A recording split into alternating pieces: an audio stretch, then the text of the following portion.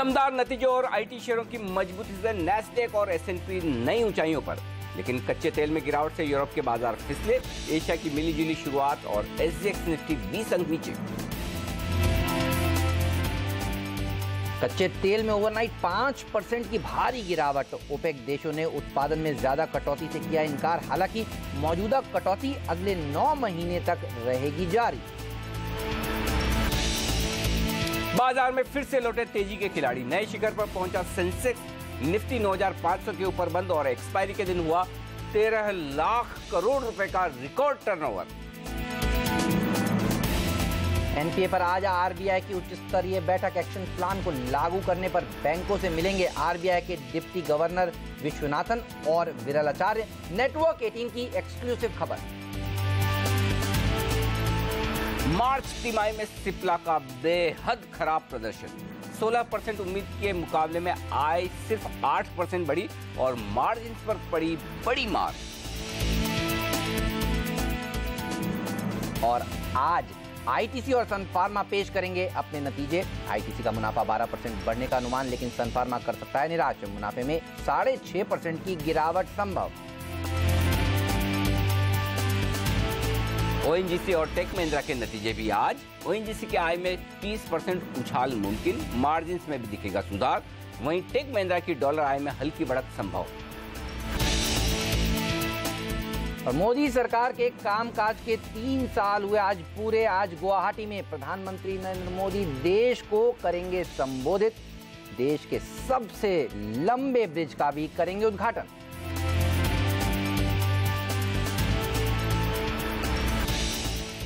कल के रिकॉर्ड के बाद आज भारतीय बाजारों में है कमजोर शुरुआत के संकेत, लेकिन क्या जहां खुले वहीं खरीद लेना चाहिए और क्या हो स्ट्रेटेजी जून सीरीज की आपके लिए, इस पर होगा हमारा खास फोकस। नमस्कार, मार्केट काउंटडाउन में आप सबका स्वागत है। मैं हूं अनिल सिंह जी। नमस्कार, और मैं हूं हेमंत खई, और हमारे साथ जुड़ रहे हैं हमारे दो खास मेहमान। powermywealth.com के फाउंडर और सीईओ संदीप वागले साहब हमारे साथ जुड़ चुके हैं, आपका स्वागत है। और ज्वेलरी कैपिटल के रिसर्च हेड अविनाश गुरक्षर कुछ ही देर में स्टूडियो में हमारे साथ जुड़ने वाले हैं। लेकिन देखिए ग्लोबल मार्केट्स की तस्वीर किस तरह की है। पिछले 6 ट्रेडिंग सेशन से लगातार अमेरिका के बाजारों में तेजी देखने को मिल रही है।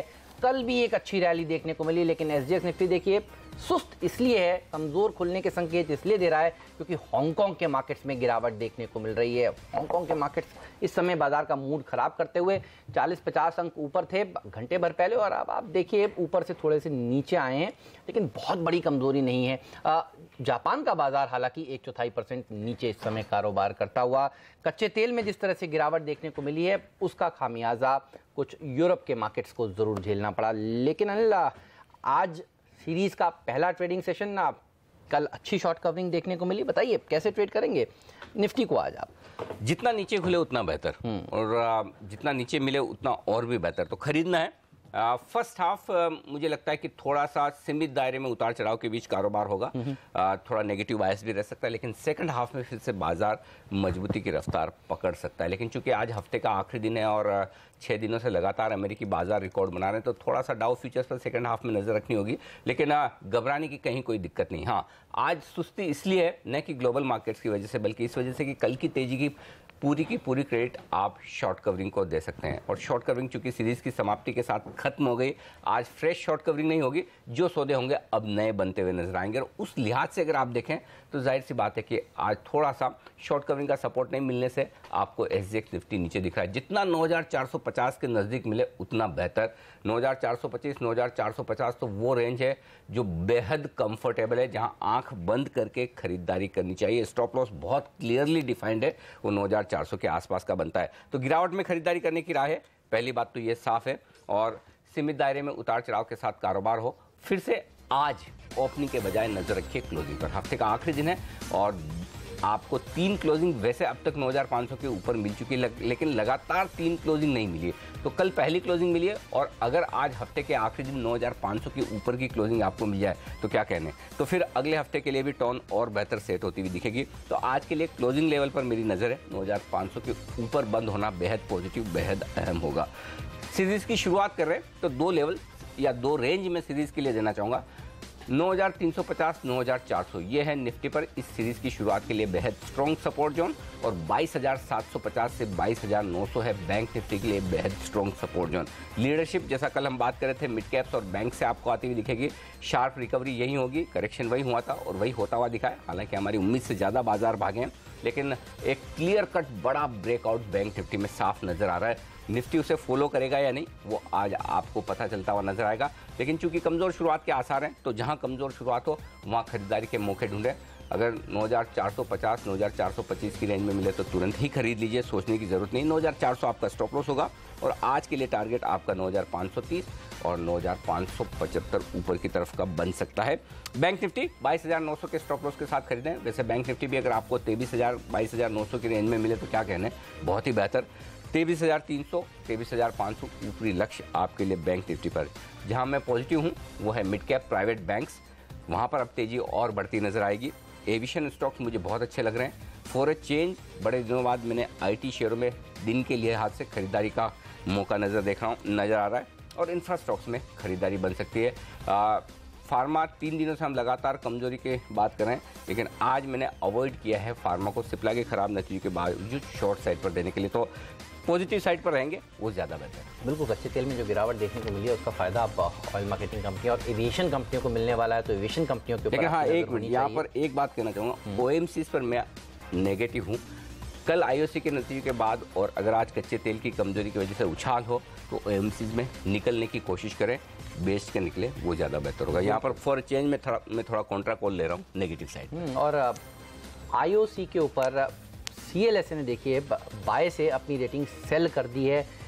इस पर हम विस्तार से बात करेंगे। नतीजों के बाद आईओसी में आज गिरावट देखने को मिल सकती है। ऑयल मार्केटिंग कंपनियों के लिए आज और इम्पोर्टेंट दिन इसलिए भी है क्योंकि दूसरी ऑयल मार्केटिंग कंपनियों के नतीजे भी आ जाने वाले हैं। लेकिन चलिए बात करते हैं वागले साहब से और उनसे पूछते हैं कि आज वो मार्केट को किस तरह से ट्रेड करेंगे। 9,500 के ऊपर तो क्लोजिंग हो गई। सर ये बताइए कि अब लेवल कौन सा देखने को मिलेगा ऊपर का निफ्टी के लिए। Good morning. Good morning Hemant, good morning Anil ji. Morning sir. 9630 की मैं बात करूंगा। ऑब्वियसली आज की नहीं, मंडे ट्यूसडे शायद एक आध दिन इधर उधर हो सकता है। और ये कल जो हमने मूव देखी, जैसे अनिल जी ने कहा शॉर्ट कवरिंग है, तो शायद वन वे मूव ना आए और 20-30 पॉइंट नीचे आता है। मैं भी ओपनिंग में बाय करने की सलाह दूंगा। 9430 के स्टॉप लॉस से निफ्टी बाय करे फॉर अ टारगेट ऑफ 9630। ये एक फ्रेश मूव की शुरुआत है, तो थोड़े लंबे मूव के लिए खेले, ना कि 50-60 पॉइंट। और बैंक निफ्टी की रेंज होगी 23,000, 23,500। और मैं सरप्राइज नहीं होऊंगा, थोड़ा टाइम ज्यादा लेंगे तो इट विल गो टुवर्ड्स 23,700, 800। ओह, तो चलिए बैंक निफ्टी में 23,700, 800 तक के लेवल्स देखने को मिल सकते हैं। 9,630 अगले 2 दिनों के अंदर, 3 दिनों के अंदर अचीव हो सकता है। तो अच्छी तेजी भारतीय बाजारों में देखने को मिलेगी। कितने बाय कितने सेल सर?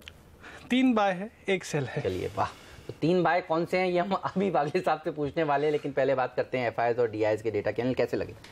डेटा अच्छे, लेकिन बहुत तोड़फोड़ हो वैसे नहीं है। जिस तरह की तेजी हुई उतने मजबूत डेटा नहीं है। जाहिर सी बात है कि काफ़ी कुछ सहारा शॉर्ट कवरिंग का मिला है और शॉर्ट कवरिंग का सहारा ट्रेडर्स की तरफ से आया है जिन्होंने शॉर्ट्स बनाए, क्योंकि हम लगातार पिछले 2 दिन सर, कल तेजी की सबसे बड़ी वजह हम यही बता रहे थे। देखिए फ्लोज बहुत मजबूत है। जो कुछ भी मंदी हो रही है वो सिर्फ उन ट्रेडर्स की वजह से हो रही है जिन्होंने कमजोर शॉर्ट्स 9,500 के ऊपर के बनाए थे, वो थक कर बेच रहे हैं, नहीं कि बड़े इन्वेस्टर। और देखिए किस तरह से बड़े इन्वेस्टर्स का मूड एकदम बदलते हैं और पुट कॉल रेशियो जो संकेत दे रहा था और जिस तरह से बाजार थोड़े से ओवरसोल्ड होते हुए नजर आ रहे थे, हल्के हो चुके थे, बाउंस के लिए तैयार होते हुए दिख रहे थे, वो बाउंस मिला। और इस बाउंस में जो कुछ भी खरीदारी हुई, शॉर्ट कवरिंग हुई, वो ट्रेडर्स की तरफ से ज्यादा हुई। क्योंकि देखिए घरेलू फंड ने थोड़ा सा बेचा, कोई खास बड़ी बिकवाली नहीं है 250 करोड़ के आसपास की, लेकिन बिकवाली है। एफएनओ में जो एफआईज के आंकड़े हैं, 425 करोड़ के इंडेक्स फ्यूचर्स की खरीदारी के और स्टॉक फ्यूचर्स में सिर्फ 125 करोड़ की खरीदारी के, जो कि कल की तेजी को देखते हुए बेहद छोटे आंकड़े हैं। हाँ, कैश मार्केट में जरूर उन्होंने 590 करोड़ की खरीदारी की, जो कि अच्छा आंकड़ा। तो आंकड़े पॉजिटिव तो है, इसमें कोई डाउट नहीं, लेकिन उतने दमदार नहीं है जितनी तेजी बाजार में दिखी थी। तो इसका मतलब क्लियर कट है कि कल के आंकड़ों में एडजस्टमेंट एक्सपायरी के ज्यादा है, शॉर्ट कवरिंग के ज्यादा है, और उस लिहाज से आपको ज्यादा एक्शन नहीं दिखा। लेकिन 2000 करोड़ के ऑप्शंस भी खरीदे हैं। जाहिर सी बात है कि नई सीरीज में ऑप्शन के जरिए एफआईज ने अपनी पोजीशन बनाने की कोशिश की है। तो इन आंकड़ों के दम पर ऐसा नहीं होगा कि आप तुरंत 9600 की तरफ भाग जाएंगे, और ऐसा तो बिल्कुल नहीं होने वाला है कि आप 9400 तोड़ देंगे। तो मिले जुले आंकड़े, लेकिन बायस आंकड़ों का पॉजिटिव साइड। बिल्कुल, और स्टॉक स्पेसिफिक अप्रोच आज भी आपको पैसा बनाकर दे सकती है। तो कौन से वो शेयर हैं जहां पर बागले साहब बुलिश हैं? सर बताइए आपके 2 टॉप ट्रेडिंग आइडियाज आज के। हेमंत, मैं टीवीएस मोटर्स के साथ शुरुआत करता हूं। कल क्लियर एक ब्रेकआउट देखने को मिला, इसको 537 के स्टॉप लॉस से बाय करें फॉर अ टारगेट ऑफ 561। मेरा दूसरा कॉल होगा येस बैंक, जो कि काफ़ी पिछले हफ्ते गिर चुका है और नीचे में बॉटम बनाए कुछ दिनों में, और मुझे लगता है अच्छी खासी ट्रेडिंग अपसाइड देखने को मिल सकती है। सो 1440 के स्टॉप लॉस से बाय करें फॉर अ टारगेट ऑफ 1512। बिल्कुल, बैंक्स जबरदस्त प्रदर्शन दिखा रहे हैं, प्राइवेट सेक्टर बैंक्स खास तौर पर। तो दो बाय के आइडियाज, टीवीएस मोटर और येस बैंक, दो आइडियाज अभी बाकी हैं, वो हम उनसे पूछेंगे। अविनाश गुरश्कर जी भी अच्छा तैयार हो गए हैं, स्टूडियो में आ चुके हैं, माइकअप हो चुके हैं, उनसे भी जानेंगे उनकी रणनीति क्या है। लेकिन पहले बात कर लेते हैं एफएनओ के संकेतों की। कल 150 पॉइंट की निफ्टी में तेजी देखने को मिली है, और देखिए पूरी सीरीज में करीब करीब 168 पॉइंट इस सीरीज में कमाए। तो कल की शॉर्ट कवरिंग की वजह से ये सीरीज हमें पॉजिटिव नजर आ रही है। अब पुट कॉल रेशियो कहां पर पहुंचा है और अगली सीरीज के लिए क्या इंपॉर्टेंट लेवल्स हैं जिस पर नजर होगी? देखिए, 4 दिनों का करेक्शन जो हुआ वो 4 घंटों में पूरा हो गया। तो वो कहते हैं कि 4 दिन का अंधेरा फिर चांदनी रात, वैसा हाल है। तो बेहतरीन जो रिकवरी दिखी है वो बाजार की स्ट्रेंथ दिखाती है। क्योंकि आप जब मंदी के बाजार में क्या होता है, बाजार बढ़ता धीरे धीरे, गिरता एक ही दिन में, और तेजी के बाजार में होता है कि बाजार गिरता धीरे धीरे और बढ़ता वापस एक ही दिन में। तो ये पूरा क्लियर कट जो पैटर्न है वो बुल मार्केट का है। और ऐसे में बुल मार्केट को ट्रेड करने का सिंपल तरीका ये, अपना स्टॉप लॉस डिफाइन करें और उसके बाद तेजी करते रहे। तो आज सीरीज की शुरुआत में 2-3 बड़े अहम संकेत है जो बताना जरूरी है। पहला तो यह कि 9300 और 9600 ये 2 लेवल है जहां पर हाईएस्ट ओपन इंटरेस्ट बना हुआ है पुट और कॉल में शुरुआती सीरीज के शुरुआत में। तो ये रेंज आपके लिए एक बार के तुरंत प्रभाव से ये हो गई कि ऊपरी स्तरों पर 9600, निचले स्तरों पर 9300। क्योंकि 9350 के नीचे हम वैसे ही नहीं टिके करेक्शन में, तो मैं थोड़ा सा तेजी की तरफ बेनिफिट ऑफ डाउट लूंगा और वो मैं रेंज को थोड़ा ऊपर शिफ्ट करूंगा और वो होगी 9400 की। तो 9400 9600 ये है शुरुआती रेंज 200 पॉइंट की जिसे आपको ट्रेड करना है। विक्स कल 12% घटा है और 10.45 पर आया है, ये फिर से लाइफ टाइम लो पर है विक्स। तो ऐसे में उतार चढ़ाव बढ़ने की आशंका बढ़ती है। तो हो सकता है अगला हफ्ता आपको थोड़ा उतार चढ़ाव का दिखे। ये उतार चढ़ाव आज ज़्यादा ना दिखे, और उसकी वजह यह कि आप कल एक बड़ा मूव देख चुके हैं, तो आज थोड़ा आप शांति से सीमित दायरे में कारोबार होते हुए देखें। लेकिन कल अगले हफ्ते से फिर आपको थोड़ा सा वॉलेटिलिटी बढ़ती हुई नजर आ सकती है। जो डेटा में दिखेगा हम आपको आगे फिर से बताएंगे। निफ्टी पर कल की तेजी की वजह से दमदार रोल ओवर हुआ है, 74% के बेहतरीन रोल ओवर से। ये एक अच्छा संकेत है। लेकिन जो बेहतरीन रोलर्स आपको बैंक निफ्टी में दिखने चाहिए वो नहीं, और उसकी वजह ये कि बैंक निफ्टी उम्मीद से ज़्यादा भाग गया। तो तेजी करने वाले ट्रेडर्स को भी समझ में आ रहा था कि ये शॉर्ट कवरिंग की वजह से बैंक निफ्टी में इतनी तेजी हो रही है, तो प्रॉफिट बुक किया जाए। तो वहाँ पर रोल ओवर थोड़े कम है, 61% के आसपास के, लेकिन चिंता की बात नहीं। एक इंटरेस्टिंग बात है कल की तेजी में, मुझे याद नहीं आ रहा पिछली बार कब ऐसा हुआ कि जब मैंने सीरीज़ की शुरुआत में, सीरीज़ के पहले दिन, या यूँ कहें कि जब एक्सपायरी हो रही है उसके दिन, अगली महीने के निफ्टी फ्यूचर्स डिस्काउंट में देखे हूँ। और वो डिस्काउंट में इसलिए, ऐसा नहीं कि कोई डिविडेंड का एडजस्टमेंट है, डिस्काउंट में इसलिए कि लोग ऊपर के लेवल पर निफ्टी फ्यूचर्स नहीं खरीदना चाहते हैं। सीरीज के पहले दिन 14 पॉइंट का डिस्काउंट। तो पहली चीज़ तो जो आज होगी वो ये कि निफ्टी फ्यूचर्स का ये डिस्काउंट खत्म होगा और प्रीमियम में आने की कोशिश होगी। तो कल जिन्होंने क्लोजिंग बेसिस पर निफ्टी फ्यूचर्स खरीदे उनके लिए पहला फायदा तो प्रीमियम का ही बनने वाला है। तो इसका मतलब क्लियर कट है कि ऊपरी स्तर पर कॉन्फिडेंस कम है तेजी करने वाले ट्रेडर्स का, और वो बाजार की सेहत के लिए अच्छा है। क्योंकि जो करेक्शन हुआ था वो इसी वजह से हुआ था कि 9500 के ऊपर की 2 दिन की क्लोजिंग के बाद जो कमजोर ट्रेडर्स से बड़े ओवर कॉन्फिडेंट हो गए, तेजी की पोजीशन ज़्यादा बनाई और उसके बाद करेक्शन हुआ। तो ये निफ्टी फ्यूचर्स का डिस्काउंट सीरीज के पहले दिन बेहद अहमियत रखता है और ये भरने वाला है, कम होने वाला है। पुट कॉल रेशियो 1.06 पे है। मैं ये नहीं कहूँगा कि बहुत पॉजिटिव है, बैलेंस्ड है। ये सीरीज की शुरुआत में पुट कॉल रेशियो 1.06 है। कल 1.06 की अहमियत बहुत ज़्यादा थी कि वो ओवरसोल्ड था, आज ओवरसोल्ड नहीं है, बिल्कुल बैलेंस है। यूँ कहूँगा हल्का सा तेजी की तरफ बायस्ड है, ये ध्यान में रखना चाहिए। अब नीचे के स्तर पर 9400 क्यों सबसे अहम है, 2 रीजन। एक तो कल 9400 के लेवल पर हाईएस्ट ओपन इंटरेस्ट 14 लाख शेयरों का इस पुट पर बना है और 9400 पर 36 लाख शेयरों का ओपन इंटरेस्ट ओवरऑल मिला हुआ है। तो इसका मतलब ये है कि अब आप क्लियर कट स्टॉप लॉस समझ लीजिए वो 9400 का। तो 9400 इतना आसानी से टूटेगा नहीं। ऊपरी स्तरों पर 9500 क्यों अहम है, क्योंकि आज 8 लाख शेयर कल वहाँ पर जुड़े हैं पुट में। तो जाहिर सी बात है कि तेजी करने वाले ट्रेडर्स ये जरूर चाहेंगे कि 9500 के ऊपर बने रहें, ताकि सेंटीमेंट के लिहाज से यहाँ पर आपको मजबूती दिखे। तो ओवरऑल वायदा कारोबार के डेटा पॉजिटिव साइड पर हैं, रोल ओवर्स अच्छे हुए। सिर्फ वॉलेटिलिटी इंडेक्स सावधानी की ओर इशारा कर रहा है, बाकी कोई ऐसा फैक्टर नहीं है जिससे आपको डर लगे। और सबसे बड़ी बात है कि आपको रिस्क भी पता है जो 9400 के नीचे की नहीं दिख रही है, तो फिर जितना नीचे खुले उतना बेहतर। 9450 के आसपास मिल जाए तो क्या कहना, वहीं खरीद लीजिए। ऑलराइट, चलिए तो ये रणनीति बाजार में आपको पैसा बनाकर आज दे सकती है, लेकिन आज आपको दिन भर CNBC आवाज़ के साथ रहना है। सरकार के 3 साल पूरे हो चुके हैं आज, और आज इसी शो में आपको हम रूबरू कराएंगे नितिन गडकरी जी से। आनंद राठी जी भी हमारे साथ जुड़ेंगे, आरसी भार्गव मारुति के चेयरमैन, हर्ष मारीवाला जी मैरिको के चेयरमैन भी हमारे साथ जुड़ेंगे। तो आज दिन भर दिग्गज कॉर्पोरेट्स और दिग्गज नेताओं से हम बात करेंगे और उनसे पूछेंगे कि आगे की राह कैसी हो सकती है। ये सब तो दिन भर रहेगा, लेकिन ब्रेक के तुरंत बाद हम आपको बताने वाले हैं टॉप 5 स्टॉक्स कौन से हैं आज और निफ्टी को आपको किस तरह से ट्रेड करना चाहिए।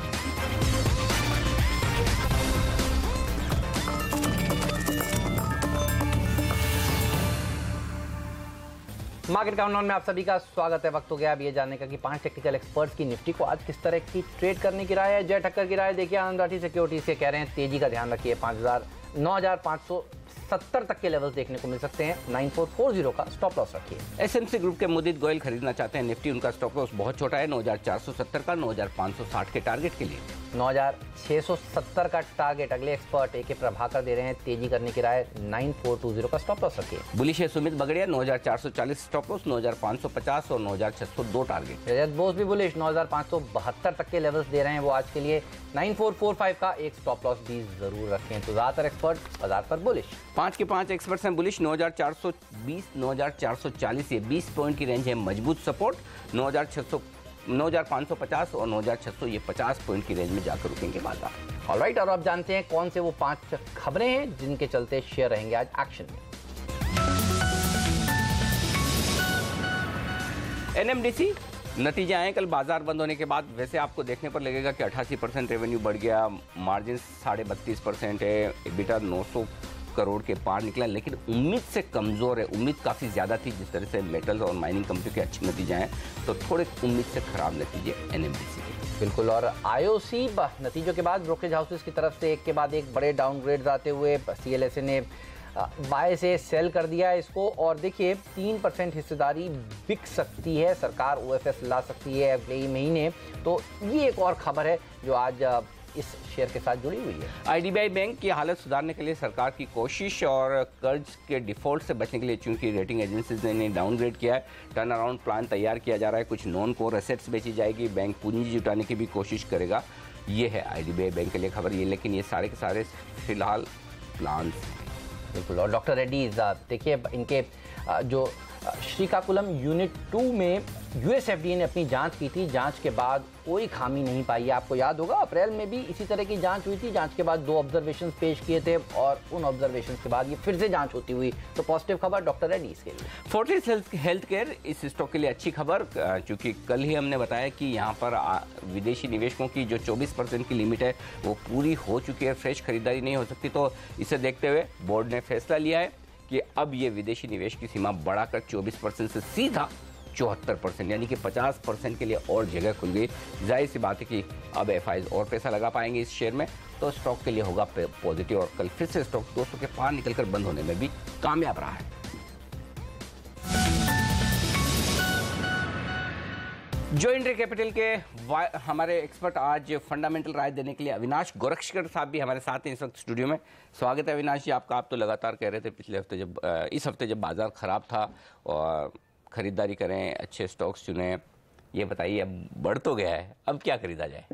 नहीं, मेरे ख्याल से आई थिंक अनिल जी अभी भी खरीदने के मौके हैं, और जैसे आपने कहा कि जो अंडर परफॉर्मेंस मार्केट का था वो काफ़ी जल्दी इसमें आउट परफॉर्मेंस देखने को मिला है। हालांकि ये शॉर्ट कवरिंग है, लेकिन मुझे लग रहा है कि जिस प्रकार का स्ट्रक्चर है बाय ऑन डिक्लाइन वाला मार्केट होना चाहिए।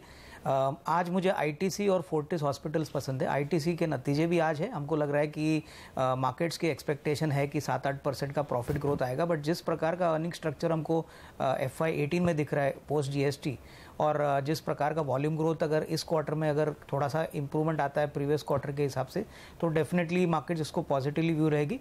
फोर्टिस हॉस्पिटल्स भी हमको लग रहा है कि काफ़ी पिटाई के बाद स्टॉक ने एक अच्छा अपमूव दिखाया और जीएसटी में एक बेनिफिट मिला है कि हेल्थ केयर सर्विसेज को इनको एग्जेम्प्ट किया गया है। प्लस जिस प्रकार की वैल्यू अनलॉकिंग फोर्टिस में आने वाली है, स्पेशली एसआरएल डायग्नोस्टिक्स की अगर हम बात करें, तो यहाँ पे मुझे लग रहा है कि इस प्राइस से अच्छा रिस्क रिवॉर्ड आने वाले 6 से 12 महीने में आ सकता है। तो ये डेफिनेटली इन्वेस्टमेंट ग्रेड स्टॉक है, इसको डेफिनेटली खरीदने का मौका होना चाहिए। ऑलराइट, तो इस पर रखिए नजर। टॉप 5 में भी ब्रेक से पहले हमने आपको बताया था, ये खबर सुर्खियों में इसलिए है क्योंकि जो एफपीआई की सीमा है वो बोर्ड ने बढ़ाने का फैसला लिया और अब आरबीआई की मंजूरी का है इनको इंतजार। लेंगे एक छोटा सा ब्रेक और ब्रेक के बाद आपको हम बताने वाले हैं कि कौन से वो ब्रोकरेज हाउसेज हैं जो आज शेयरों को खरीदारी या बेचने की सलाह दे रहे हैं, और काफ़ी सारी खबरें भी हैं जिन पर प्रकाश डालेंगे। हमारे साथ हमारे दोनों ही मेहमान बने हुए हैं, आप भी जुड़े रहिए देश के नंबर 1 बिजनेस चैनल सीएनबीसी आवाज़ के साथ।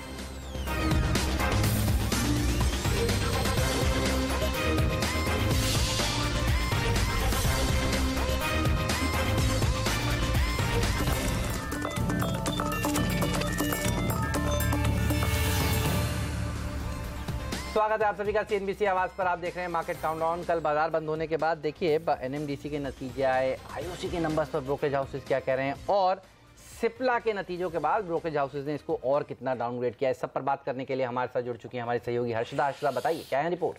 सिप्ला के साथ शुरुआत करते हैं क्योंकि सिप्ला पर सीएलएसए का एक डाउनग्रेड आया है। इनफैक्ट आउट परफॉर्मर की रेटिंग से ये रेटिंग कट होकर अंडर परफॉर्मर का कॉल आया है और टारगेट जो पहले 660 था उसे घटाकर अब सिप्ला पर टारगेट सीएलएसए का 525 का है।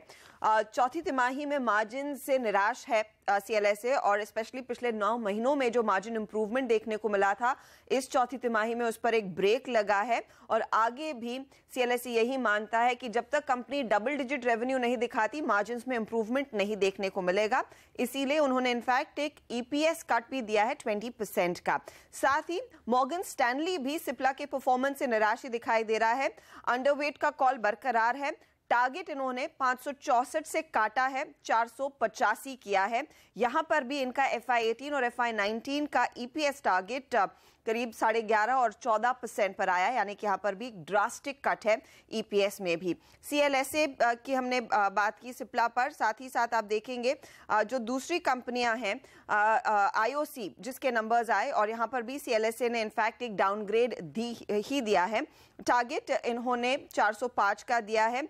बाय था पहले कॉल, अब सेल की राय यहां पर आती हुई दिखाई दे रही है। उनको नहीं लगता है कि आगे पारादीप रिफाइनरी जो अब तक कंपनी के परफॉर्मेंस में मदद कर रही थी वो बरकरार रह पाएगा, इसीलिए एक सेल कॉल आ रहा है। और साथ ही जीएसटी का भी 10% का रिस्क रहेगा कंपनी के अर्निंग्स पर going forward. Bank of America Merrill Lynch भी आईओसी पर एक अंडर परफॉर्म का ही कॉल दे रहा है। यहां पर भी हमने देखा है टारगेट कट आया है 409 से करीब 413 का अब वो दे रहे हैं टारगेट रहेगा कंपनी के लिए। साथ ही साथ सिटी है जो थोड़ा सा ऑप्टिमिस्टिक है आईओसी के परफॉर्मेंस को लेकर। इनफैक्ट 462 का टारगेट इन्होंने दिया है। बाय का कॉल पहले था वो बरकरार रखा है, 462 का टारगेट आया है।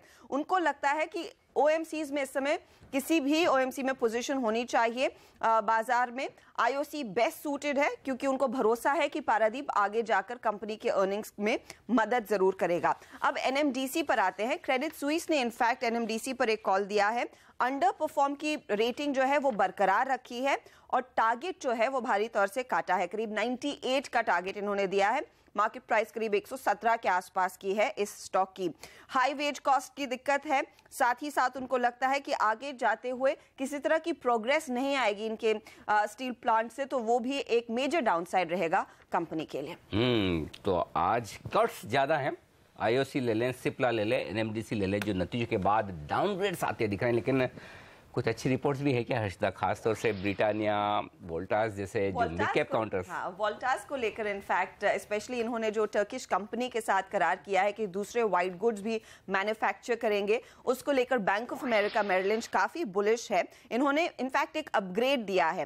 पहले अंडर परफॉर्मर का रेटिंग थी, अब कह रहे हैं खरीदना चाहिए स्टॉक और टारगेट प्राइस जो है 474 जो करंट मार्केट प्राइस है उसके मुकाबले 560 का टारगेट आ रहा है। पहले बैंक ऑफ अमेरिका ने बहुत ही मॉडेस्ट टारगेट दिया था कंपनी पर, 319 का था जब ये एक अंडर परफॉर्मर रेटिंग थी। उनको लगता है ये जो टर्किश कंपनी के साथ जेवी है वो ड्राइव करेगा मार्केट परफॉर्मेंस को और साथ ही साथ वॉल्यूम ग्रोथ भी काफी बेहतर होती हुई दिखाई देगी आगे जाते हुए इनके कूलिंग सेगमेंट में। साथ ही CLSA ने इनफैक्ट सेल का कॉल बरकरार रखा है, हालांकि टारगेट में एक मार्जिनल इंप्रूवमेंट है, 366 का ये टारगेट दे रहे हैं और क्रेडिट स्विस वोल्टास पर आउट परफॉर्मर का कॉल दे रहा है, 480 का टारगेट इन्होंने बदला नहीं है। ब्रिटानिया की बात करते हैं, नतीजों के बाद डॉयचे बैंक कह रहा है होल्ड कीजिए, 3300 का टारगेट इन्होंने दिया है। 2% की वॉल्यूम ग्रोथ उनको अनसैटिस्फैक्ट्री लगी है। नोमरा कह रहा है खरीदारी करें, 3853 का टारगेट ब्रिटानिया पेश करेगा और गोल्डमैन सैक्स ने बाय कॉल दिया है ब्रिटानिया पर, यहां पर टारगेट आया है 3914 का। ओके, तो ये हैं वो स्टॉक्स जिन पर आज नजर रहने वाली है। हमारे दो और खास मेहमान हमारे साथ जुड़ रहे हैं, क्रिस सुब्रमण्यम साहब और राकेश बंसल जी, आप दोनों का भी स्वागत है। क्रिस, बताइए सबसे पहले इस सीरीज के लिए क्या व्यू बन रहा है और निफ्टी बैंक निफ्टी को कैसे अप्रोच करेंगे आज आप?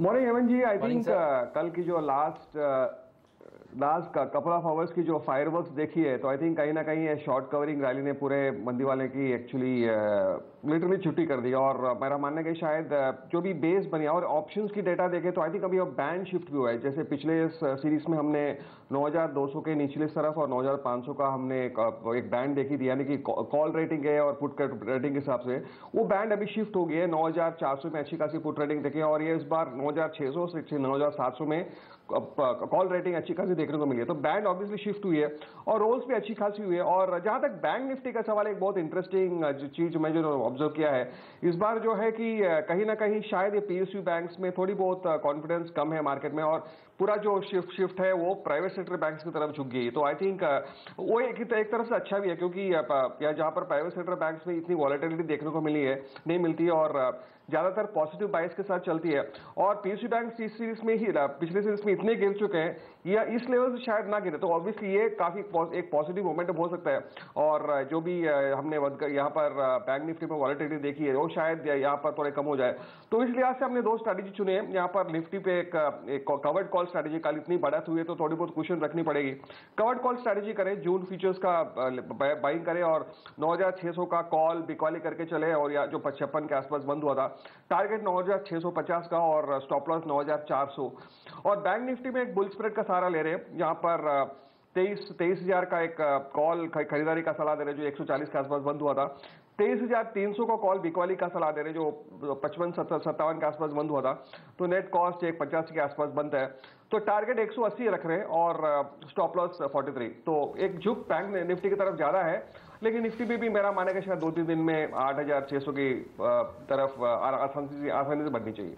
चलिए, तो निफ्टी और बैंक निफ्टी में तेजी करें लेकिन कवर्ड कॉल्स के साथ, यानी कि तेजी होगी लेकिन सीमित। और ऐसे में आपको कवर्ड कॉल का मतलब ये होता है कि आप फ्यूचर्स खरीदें और थोड़ा सा ऊपर की स्ट्राइक प्राइस का आप कॉल ऑप्शन बेच दें, ताकि आपके लिए थोड़ी प्रीमियम की जो कमाई हो कॉल ऑप्शन के बेचने से, वो आपके लिए रिस्क के सामने कुशन का काम कर सकती है। ये राय है इस वक्त सुब्रमण्यम साहब की। राकेश बंसल जी हमारे साथ हैं, आरके ग्लोबल के वाइस प्रेसिडेंट, दिल्ली से जुड़ चुके हैं हमारे साथ। सीधे लेते हैं उनकी top trading pics. Rakesh ji नमस्कार, बताइए कौन से स्टॉक्स खरीदेंगे आज आप?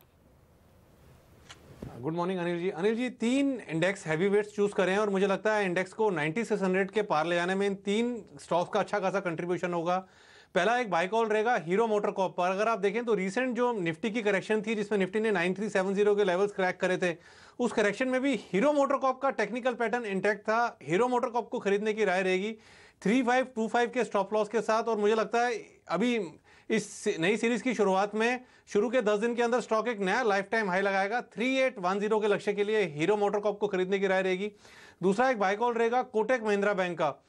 कल के सत्र में प्राइवेट सेक्टर बैंकिंग स्पेस ने एक अच्छा खासा आउट परफॉर्मेंस दिखाया था। कोटक महिंद्रा बैंक में लीस्ट करेक्शन देखने को मिली है और मुझे लगता है एक स्ट्रॉन्ग बाइंग कैंडिडेट है। 930 का स्टॉप लॉस, 988 के लक्ष्य के लिए हीरो कोटक बैंक को खरीदने की राय रहेगी।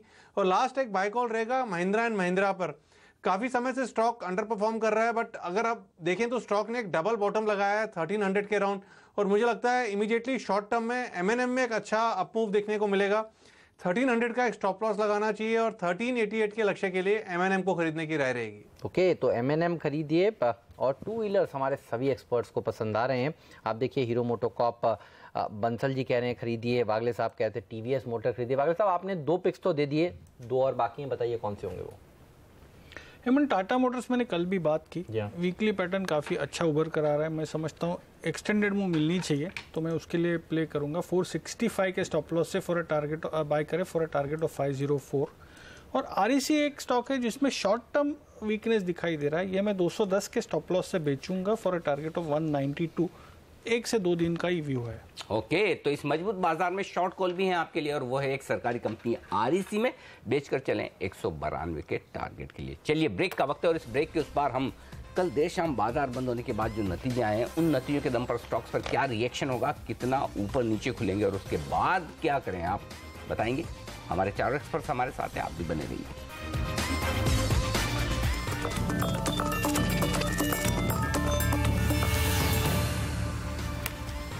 हमारे एक्सपर्ट्स हमारे साथ हैं कृष्ण सुब्रमण्यम, राकेश बंसल, अविनाश गोरक्षकर और साथ ही संदीप वागले साहब।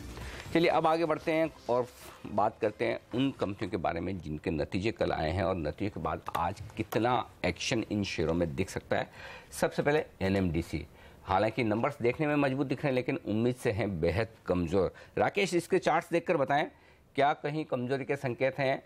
गैप से खुलना चाहिए, गिरना चाहिए, कितना गिर सकता है, क्या लेवल्स अहम है, कैसे ट्रेड किया जाए NMDC को? अनिल जी, चार्ट्स पे काफी कमजोर है। इनफैक्ट अगर आप मेटल स्पेस में देखें तो 2 ही काउंटर वीक दिखते हैं, एक स्टील अथॉरिटी ऑफ इंडिया और दूसरा NMDC। NMDC के अंदर देखें तो स्टॉक ने कल हल्का सा एक पुल बैक दिखाया था, और जिस तरीके से टेक्निकल स्ट्रक्चर है, अगर ये स्टॉक दोबारा से नीचे में 114.80 के लेवल्स नीचे में तोड़ता है, तब अनिल जी नीचे में 108, 109 तक की गिरावट इसके अंदर देखने को मिल सकती है। तो गिरावट गहरा सकती है। अच्छा, क्रेडिट स्विस ने जो टारगेट है देखिए 120 से घटाकर 98 कर दिया। हर्षदा भी कुछ देर पहले आपको बता रही थी। नंबर्स तो काफ़ी कमज़ोर आए हैं NMDC के, लेकिन अब IOC इसे कैसे अप्रोच किया जाए? सर बताइए, नंबर्स आ चुके हैं, ब्रोकरेज हाउसेस थोड़े से बेरिश हैं गिरावट में। क्या लॉन्ग टर्म के लिए अच्छा बाय है ये स्टॉक, और ट्रेडर्स के लिए क्या राय है? दोनों के लिए राय बताइए, इन्वेस्टर्स के लिए भी और ट्रेडर्स के लिए भी। नहीं, मेरे ख्याल से आई थिंक शॉर्ट टर्म में तो डेफिनेटली स्टॉक में थोड़ी कमजोरी दिख सकती है, क्योंकि ओपेक की जो मीट हुई है वहाँ पे ये डिसाइड हुआ है कि आने वाले 9 महीनों के लिए वापस तेल की जो कटौती है वो आउटपुट कट जारी जाएगी। और इसका मतलब ये है कि ऑयल की डिमांड डेफिनेटली जो स्टेडीली ग्रो हो रही है, इसमें प्राइसेस में इजाफा होगा, तो थोड़ा सा डेफिनेटली शॉर्ट टर्म में इम्पैक्ट नेगेटिव होगा। लेकिन अगर हम slightly medium to long term view ले हेमंत, तो मुझे लग रहा है कि जिस प्रकार की GRMs आ गए हैं, हमको लग रहा है कि कोई भी गिरावट में डेफिनेटली ऑयल मार्केटिंग कंपनीज में ये एक सबसे बेहतर स्टॉक रहेगा। यहाँ पे रिस्क रिवॉर्ड रेशियो शायद आने वाले 6 से 12 महीने में काफ़ी अच्छा आ सकता है। आगे 6 से 12 महीने में इन स्टॉक पर नज़र रखें खरीदारी करने के लिए। आज से गिरावट में खरीदारी करें, ये राय आपके लिए है। इस वक्त IOC में देखना होगा IOC का स्टॉक किस तरह का प्रदर्शन करता है। कौनकोर एक और स्टॉक है जो पिछले कुछ दिनों से काफ़ी लोगों के रिकमेंडेशन लिस्ट में आता हुआ दिखा था। नतीजे आए हैं लेकिन कोई बहुत दमदार नतीजे नहीं, लेकिन थोड़े से इम्प्रूवमेंट के संकेत हैं। लेकिन जिस तरह की पोजीशंस और तेज़ी की संभावना थी वैसे नतीजे नहीं हैं, मार्जिन्स में थोड़ी सी कमी है। वागले साहब, कौनकोर के चार्ट्स मेरे ख्याल से कुछ दिनों पहले आपके बाइंग लिस्ट में आया था, मेरे क्या अभी भी मजबूत है? तो 30 के ऊपर मेरा बाय था, लेकिन मैं ये कह दूं कि वो फेल हो गया है। और जिस तरह से गिरा है 1160 का, ऑब्वियसली आपको निकल जाना चाहिए एज ए ट्रेडर। और जब तक ये 1230 के ऊपर नहीं जाता है, मुझे लगता है वो लेवल एक स्ट्रॉन्ग रेजिस्टेंस बनेगा। शायद यहाँ से थोड़ा और नीचे जाएगा अगर मार्केट सपोर्ट नहीं करे तो मैं बिल्कुल भी अभी बाय करने की सलाह नहीं दूंगा। चलिए, तो कंटेनर कॉर्पोरेशन पर ये राय। अच्छा बागल साहब, आप वो 5 स्टॉक्स देखिए जो आज से FNO में शामिल होने वाले हैं। एक बार नाम बता देता हूँ, HCC, Kajaria, NALCO, RBL bank और रैमको सीमेंट। ये वो 5 ऐसे खिलाड़ी हैं जो आज से FNO सीरीज में शुरुआत कर रहे हैं अपनी पारी। जून की जो सीरीज आज से शुरू हुई है, अच्छा मई में देखिए 16 शेयर शामिल हुए थे, अप्रैल में 15 शेयर शामिल हुए थे, तो 3 महीने में करीब 36 नए शेयर शामिल हो चुके हैं FNO में। तो इनमें से कौन से बेटर लगते हैं ये बागले साहब ढूंढ रहे हैं। तब तक प्लीज आपके टॉप ट्रेडिंग आइडियाज बताइए आज के लिए कौन से हैं? जी 3 टॉप ट्रेडिंग आइडिया में, एक शुरुआत में एक फेडरल बैंक आई थिंक यहाँ पर अच्छी खासी हम करेक्शन देखे लास्ट इसे काफी आउट परफॉर्मेंस की के बाद आई थिंक कंसोलिडेशन के बाद एक आई थिंक वापस ऊपर जाने की तैयारी पे है। इसको खरीदारी करके चले। यहाँ पर आई थिंक मेरा मानना है कि शायद 117-18 तक जाने की क्षमता रखती है। 105 का स्टॉप लॉस लगे। दूसरा हिंदुस्तान जिंक, अगर हम देखें तो आई थिंक लास्ट सीरीज में मेटल्स के प्रदर्शन कुछ खास नहीं थे, लेकिन हिंदुस्तान जिंक मेरा मानना है कि शायद इस स्पेस में one of the better shares है और इतनी भारी भरकम डिविडेंड दिया तो उसके बाद अच्छी खासी करेक्शन देखने को मिली है। लेकिन 225-230 के आसपास अच्छी खासी एक सपोर्ट लेवल है। तो आई थिंक कल जो भी हमने रोल्स वगैरह देखे हैं, आई थिंक नीचे एक बाइंग अच्छी खासी एक शॉर्ट कवरिंग और आई थिंक शॉर्ट्स रोल होते हुए भी आई थिंक कम दिखा है। तो यहाँ पर एक खरीदारी करके चले 245 का टारगेट और 225 का स्टॉप लॉस। और तीसरा आईओसी जो आज अभी आप डिस्कस कर रहे थे, काफी बेहतर इसके रोल्स हुए हैं। आई थिंक मेरा मानना है कि शायद यहाँ पर एक और इंडेक्स में शामिल होने के बाद इसमें लोअर लेवल्स पे बाइंग देखने को मिल रही है। एक मोडेस्ट टारगेट पकड़ के मैं चलता हूँ, 452 का एक टारगेट पकड़ के यहाँ पर खरीदारी की जा सकती है। 430 का एक स्टॉप लॉस लगा के चले। और लास्ट में ऑप्शंस रणनीति में कोटक बैंक में एक bull spread, I think private sector bank में जैसे मैं ऑलरेडी कहा, आई थिंक ऑलमोस्ट ऑल सब शेयरों में अच्छी खासी हमने रोल्स देखे। तो कोटक बैंक में मेरा खास ये फेवरेट है कि यहाँ पर 940 का जो कॉल है जो कल 30 के आसपास बंद हुआ, उस पर खरीदारी करके चले। और 1000 का जो स्ट्राइक है कॉल का, वो बिकवाली करके जो 8 के आसपास बंद हुआ था। तो नेट कॉस्ट 22 के आसपास है। एक टारगेट 40 पकड़ के चले और स्टॉप लॉस 10। तो मेरा मानना है कि शायद प्राइवेट बैंकिंग स्पेस में ये one of the better place to do well. ठीक बात है। और देखिए राकेश बंसल जी भी कह रहे हैं कोटक बैंक खरीदिए, क्रिस साहब भी कह रहे हैं कोटक बैंक खरीदिए। अच्छा, आज सारे एक्सपर्ट्स के पास एक प्राइवेट सेक्टर बैंक तो है। वागले साहब कह रहे हैं यस बैंक खरीदिए। प्राइवेट सेक्टर बैंक ने कमाल दिखाया, लेकिन वागले साहब तैयार हैं वो नए 5 शेयरों पर राय देने के लिए जो एफएनओ में आज से शामिल हो रहे हैं। बताइए सर, 5 में से कौन सा स्टॉक आपको अच्छा लगता है, 1 या 2? हेमंत, कजारिया सिरामिक्स ये एक अच्छा पैटर्न वाइज अच्छा है। मैं ये नहीं कहता कि आज के आज कल ये लेवल पे लेना है, लेकिन इसका पैटर्न अच्छा है। दूसरा है रैमको सीमेंट्स, इसमें बाइंग उभर कर आई है, नीचे में हायर टॉप्स हायर बॉटम बन रहे हैं। तो ये 2 स्टॉक्स पे मैं वॉच रखूंगा, कजारिया और रैमको सीमेंट्स। लेकिन एक और कल का बड़ा एक्सीडेंट और नतीजों के बाद जो सिप्ला में दिख रहा है वो बेहद ख़राब है। सारे के सारे डाउनग्रेड्स आए हैं और सिप्ला पर आप देखिए किसी भी लिहाज से नंबर्स देखें तो बहुत ही ख़राब है। अविनाश, ये बताइए कि इन नंबर्स के दम पर सिप्ला कितना गिरना चाहिए? नहीं, मेरे ख्याल से नंबर्स डेफिनेटली डिसअपॉइंटिंग है। और हालांकि नेट लेवल पे लॉसेस प्रीवियस क्वार्टर के हिसाब से कम हो गए, लेकिन एबिटा का ग्रोथ डेफिनेटली मार्केट्स के उम्मीद से काफ़ी कम था। और जिस प्रकार की कमेंट्री आई है, हमको लग रहा है कि अनिल जी शायद और एक दो क्वार्टर्स थोड़े से हेडविंड्स नेगेटिव रहेंगे। हमको लग रहा है कि शॉर्ट टर्म में तो डेफिनेटली कोई री रेटिंग की गुंजाइश नहीं है। यहाँ से मेरे ख्याल से डेफिनेटली एक मार्जिनल डिप रिजल्ट्स के बाद जरूर देखने को मिलेगा। वागले साहब, चार्ट्स 480 तो लगता है, वो अगर ब्रेक होता है तो शायद 460, बट 480 एक स्ट्रॉन्ग। खरीदेंगे कहाँ पे? 480 पे मैं रिस्क लेने की सोचूंगा। चलिए मैं आपके साथ हूँ। अगर आज सिप्ला 5 से 7% नीचे खुले, 5 से 8%, तो वहाँ पर बेचना नहीं चाहिए। वहाँ एक 10 रुपये 15 रुपये की जो भी वागले साहब बताएंगे खुलते ही आपको कि वो स्टॉप लॉस क्या होना चाहिए। क्योंकि सिप्ला में एक चीज़ समझ लीजिए कि रिजल्ट ख़राब है, लेकिन कंपनी बंद नहीं हो रही है, ये ध्यान में रखें। क्योंकि आप देखिए 570 रुपये से स्टॉक नॉन स्टॉप गिरा है और काफ़ी हद तक लुपिन, डॉक्टर, ये सारे जो रिजल्ट्स फार्मा के दूसरे देखें, ग्लेनमार्क, उसके बाद मार्क पड़ चुके। तो शॉर्ट्स काफ़ी बने हुए हैं स्टॉक में। ऑलरेडी 15 से 18% की कमजोरी आ चुकी है और अगर 5-7% आज और कमज़ोर होता है, हो सकता है थोड़ा ज़्यादा भी हो जाए। लेकिन आज मौके शॉर्ट करने के बजाय खरीदारी के देखें निचले स्तरों पर, लेकिन बेहद स्ट्रिक्ट स्टॉप लॉस के साथ। ये आपकी सिप्ला में होनी चाहिए रणनीति।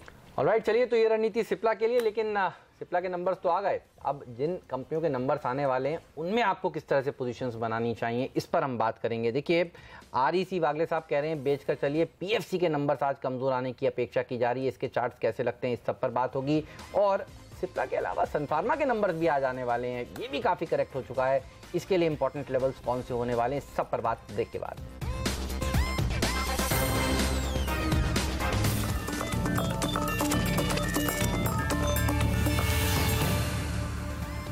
स्वागत है आप सभी का सीएनबीसी आवाज पर। आप देख रहे हैं मार्केट काउंटडाउन और अब बात करते हैं उन कंपनियों की जिनके नतीजे आ जाने वाले हैं।